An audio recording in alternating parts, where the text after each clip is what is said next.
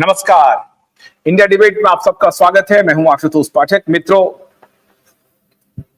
कल 8 जून था और दिशा को श्रद्धांजलि हमने दी थी। रिया चक्रवर्ती ने 8 जून को ही,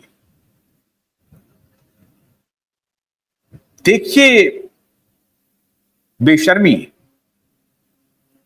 8 जून को टाइम्स ऑफ इंडिया ने अपने मुंबई और दिल्ली एडिशन में, और ये जो एडिशन होता है मित्रों, ये ऑलमोस्ट पेड एडिशन होता है।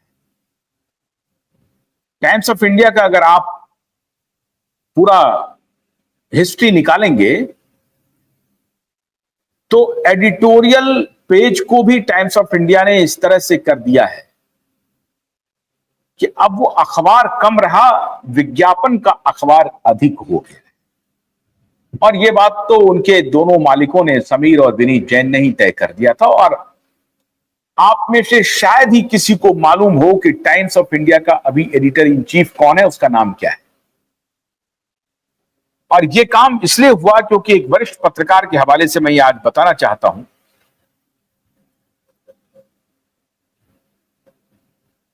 जो पूर्व एडिटर इन चीफ थे टाइम्स ऑफ इंडिया के, मैं उनका नाम नहीं लूंगा यहां पे, वो एडिटोरियल अपना लिख रहे थे और समीर या विनीत कोई बाहर से पढ़ करके आए थे और वो उनके कमरे में बिना दस्तक दिए हुए घुस गए। संपादक ने कहा कि संपादक ने घंटी बजाई, अपने सामने जो गार्ड था, पियून था, उनको बुलाया और कहा कि ये मेरी अनुमति के बगैर इन्होंने ये कैसे अंदर आ गए। गार्ड ने कहा कि साहब ये तो मालिक हैं। तो बोला तुमको मालूम नहीं कि हम अभी एडिट पेज पे कुछ लिख रहे हैं, एडिट पेज के लिए कुछ लिख रहे हैं। उन्होंने कहा कि अब मालिक को हम कैसे रोक सकते हैं साहब। खैर, ये बात गई, मालिक को पता चल गया, समीर जैन को, और उनको लगा कि ये बात तो ठीक नहीं है। मेरा नौकर जिसको मैं पैसा देता हूं वो संपादक है और उनकी हैकड़ी देखिए। और कहा जाता है, ये चर्चा है, ये कोई पुष्ट खबर नहीं है जो मैं आपको कह रहा हूं, लेकिन बहुत सारे वरिष्ठ पत्रकारों से जब आप बात करेंगे तो आपको बता देंगे इस घटना के बारे में कि हां ऐसा हुआ था। उसके बाद से टाइम्स ऑफ इंडिया के मालिकों ने टाइम्स ऑफ इंडिया में एडिटर इन चीफ कौन है, उस एडिटर नाम के इंस्टीट्यूशन को ही एक प्रकार से खत्म कर दिया और marketing head times of India का सर्वे सर्वा होता है आजकल।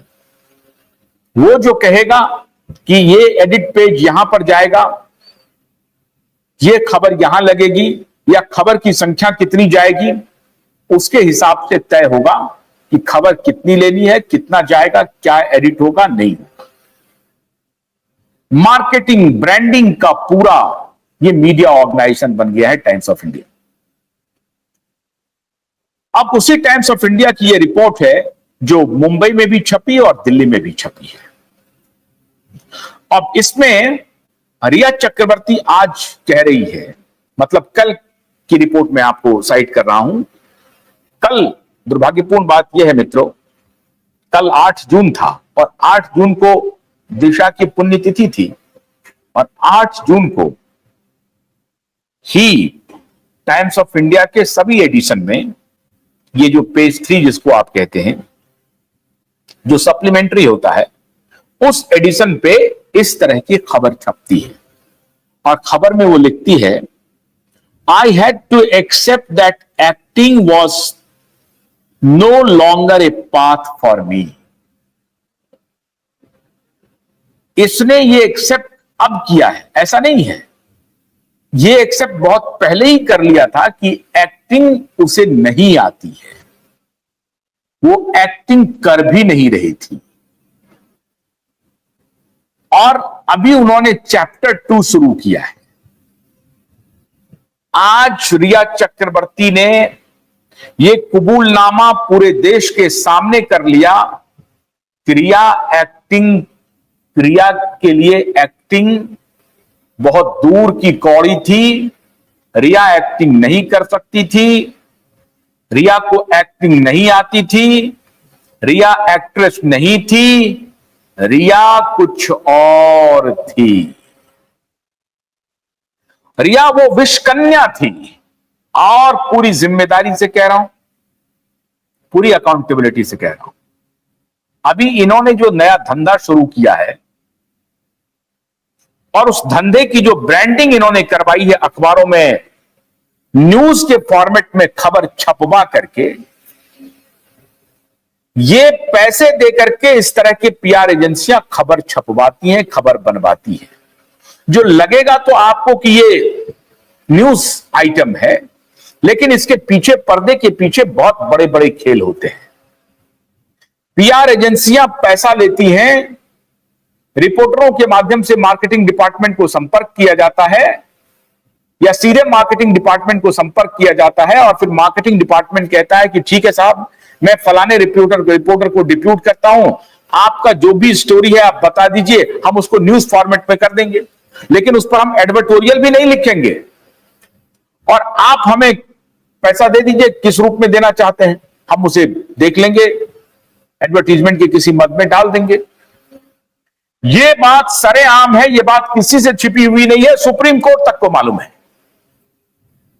यह बात जो मैं आपको कह रहा हूं कि एडवर्टोरियल कैसे बिकता है, यह बात सुप्रीम कोर्ट को भी मालूम है, हाई कोर्ट को भी मालूम है, सारे पत्रकारों को मालूम है, सारे मीडिया ऑर्गेनाइजेशन को मालूम है, प्रिंट हो, डिजिटल हो, टेलीविजन हो, सबको मालूम है कि विज्ञापन कैसे लिए जाते हैं और कैसे रिया चक्रवर्ती के पीआर कंपनी ने विज्ञापन दिया होगा, और कैसे उन्होंने अब 8 जून को ही, देखिए यह महज संयोग नहीं है, 8 जून को ही, 2 दिन पहले रिया चक्रवर्ती ने अपने एक फैशन शोरूम का उद्घाटन किया है मुंबई में। ये फैशन वर्ल्ड में अभी आ रही है। मित्रों, सच बात यह है कि फैशन तो सामने का एक बिजनेस है, जो सामने में लोगों को दिखेगा कि हमने कपड़े की दुकान खोल ली है, फैशनेबल कपड़े उसमें हैं, महंगे महंगे आइटम्स हैं, सारे एक्टर और एक्ट्रेस आएंगे वो खरीदने के लिए, रिया को सपोर्ट करने के लिए, इसी बहाने कि चलो रिया को सपोर्ट कर लेते हैं। इनके गैंग के लोग चले जाएंगे, इनके गैंग के दलाल पत्रकार चले जाएंगे, इनके गैंग के एक्टर चले जाएंगे, आमिर खान चले जाएंगे। जब जिनको पुकारेंगे रिया चक्रवर्ती, कौन नहीं आएगा? आमिर खान भी चले जाएंगे, सलमान खान चले जाएंगे कभी, और जहां आमिर खान चले जाएंगे, जहां सलमान खान चले जाएंगे, जहां इनके बिलियनर बॉयफ्रेंड चले जाएंगे, तो बिलियनर भी खरीदेगा, एक्टर भी खरीदेगा। एक्ट्रेस पहुंच गई सुष्मिता सेन जी, तो सुष्मिता सेन के फॉलोइंग्स भी बड़ी है, वो भी खरीदेगा। तो ये सब पूरा प्लानिंग करके इन्होंने फैशन का एक दुकान खोला है। लेकिन फैशन के दुकान में क्या आमदनी होना? मुंबई में काला घोड़ा के पास एक फैशन बुटीक है साहब, जिसके करोड़ों की कमाई है, और उसी काला घोड़ा के पास जो मुंबई